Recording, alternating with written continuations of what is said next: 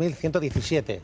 Lo dice de una forma muy específica, muy exacta, incluso da el número del raíl que, según cuenta ABC, el periodista José María Aguilera, hizo descarrilar al tren Iryo. Habla de la soldadura del raíl 23.117 y que eso ocurre exactamente en el kilómetro 318,7.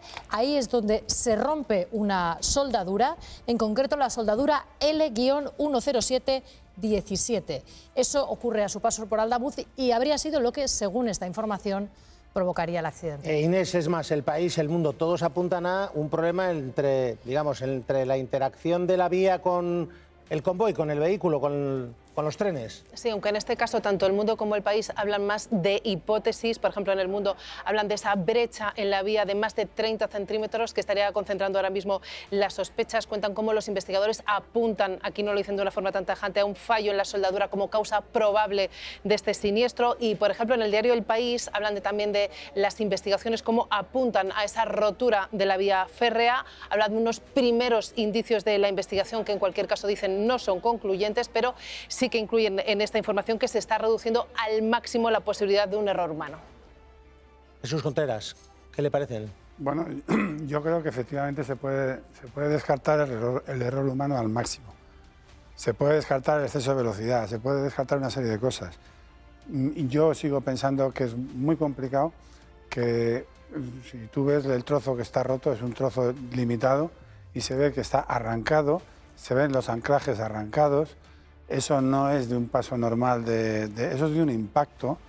Incluso alguna información habla de que está en la vía del Albia, eso yo no lo sé, pero algún medio ha dicho que estaba en la vía del Albia y desde luego responde a un impacto brutal y lateral, no a una rotura por paso del ferrocarril por deterioro. E incluso, yo insisto, las soldaduras, como dice Verónica, efectivamente tienen número, pero también tienen firma del que las ha hecho. Y tienen firma del que las ha comprobado. Y tienen firma de que se han comprobado. Y se han comprobado exhaustivamente. ¿Por qué puede saltar una soldadura? Hombre, vamos a ver. La soldadura podría saltar, normalmente cuando se suelda el carril son carriles de 144 metros o 288, que lógicamente tienen una dilatación muy fuerte en cambios de temperatura. Entonces, ¿qué se hace? Se suelda de forma que la temperatura media coincida con la de soldadura, es decir, en España normalmente se suelda a 30-35 grados, porque puede haber al sol temperaturas de 50 grados, entonces una soldadura, cuando tú la has soldado a 35 grados y son las 6 de la mañana y tienes 5 bajo cero, está sometido a una tensión importante.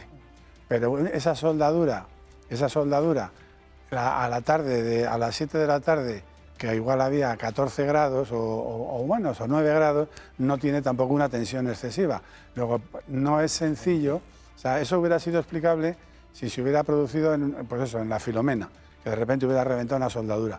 Pero en condiciones normales, la tensión que la aguanta, la tensión para la que está preparada la soldadura, no es superior a la de diseño, ¿no? Entonces, no tiene por qué romper. Y como está suficientemente radiografiada, averiguar con ultrasonido de que no tiene poros dentro, etcétera, es muy difícil. Mi pregunta es, imaginemos hipótesis de trabajo, que evidentemente había un problema ahí en la soldadura, que había saltado esa soldadura en esa zona de la vía, que había un problema con la vía. ¿No hay una especie de operación de auscultación y de investigación? ¿No se habría detectado previamente? Claro, entonces normalmente cuando se hace el mantenimiento se pasa y se analiza, o sea, con ultrasonido, ver el estado de las soldaduras también, ¿no? Pero es que además, aunque se hubiera roto, no se hubiera descolocado. Entonces, hubiera sido detectado...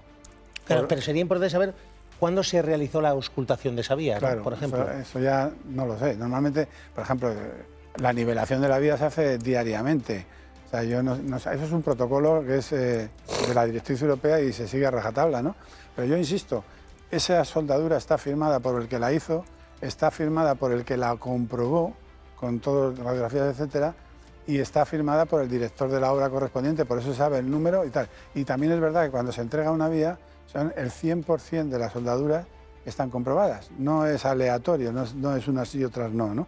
Y luego, yo lo que veo ahí es que aunque se hubiera separado físicamente por la soldadura, el tren hubiera notado un impacto, un bache, pero no para hacerlo descarrilar. Y lo hubieran detectado también las unidades. Habrá que ver lo que dice la caja negra, que también habrá que ver hasta qué punto se ha notado un impacto antes del descarrilamiento, ¿no? Hay que ver qué es lo que ha descarrilado, en qué momento descarrila, ¿no? Claro, para mí